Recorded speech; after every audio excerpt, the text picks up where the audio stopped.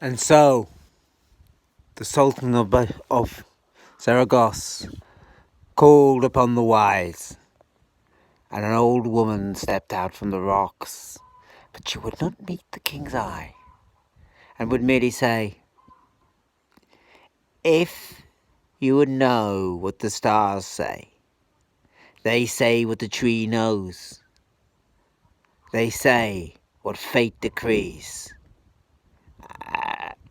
That doesn't help much. They say that the wise bend with the storm wind. When the storm blows hard, they know that that is the time to concede.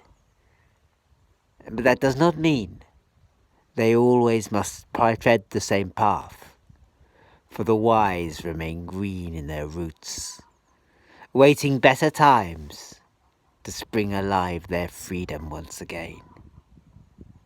For foolish is the man who frets away at his power, for a truth he might uphold, but cannot enforce. Why not do what your heart desires?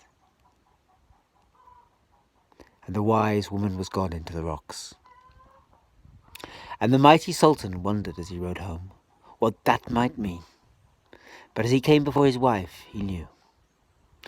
"I know what I'm going to do. I'm going to treat with Charlemagne. I'm going to offer him what he wants. The city of Saragosse I shall offer to be his liege.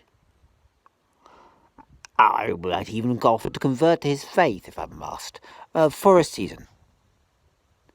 But I know what will then happen. Charlemagne will ride across the mountains, and winter is near at hand, when the mountains become treacherous beyond belief.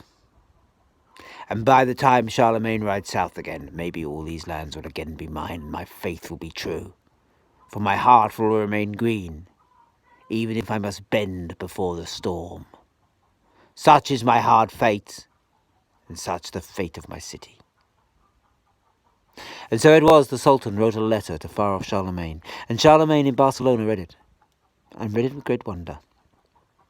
"Here we have the final of these cursed heathens offering me a free pass.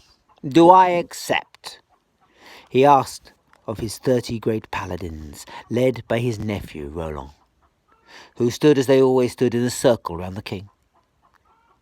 And wise Oliver said, "We have nothing to lose by this bargain. We should take it. Give these people peace, for they have deserved it well. At the moment we have brought only war in the name of our faith. Let them know our kindness. And if he does not prove true to his word, we will return in might. But if truth be said, Charlemagne, your army is tired. Let us go home." And one by one the paladins agreed, except the last two on the circle. Bishop Turpin, who said, "You took an oath to burn all these folk. How dare you treaty with them now?" "I vote against, and if one more says my say, you know your oath, you must stay to war." And Charlemagne turned, as he always did, to Roland, the mightiest of the paladin, with a sword that once drawn would guard its wielder against all woes. And he turned to Roland and said, "Well, you have the casting vote." And his nephew looked long and hard and said, "I do not trust these folk. I will tell you what. Treat with them now, but let us keep one of the passes, Roncesvalles say, open. We will guard it, here your holy paladin, and no man will force it now." And Charlemagne assented. But he said, "But how should we proceed?"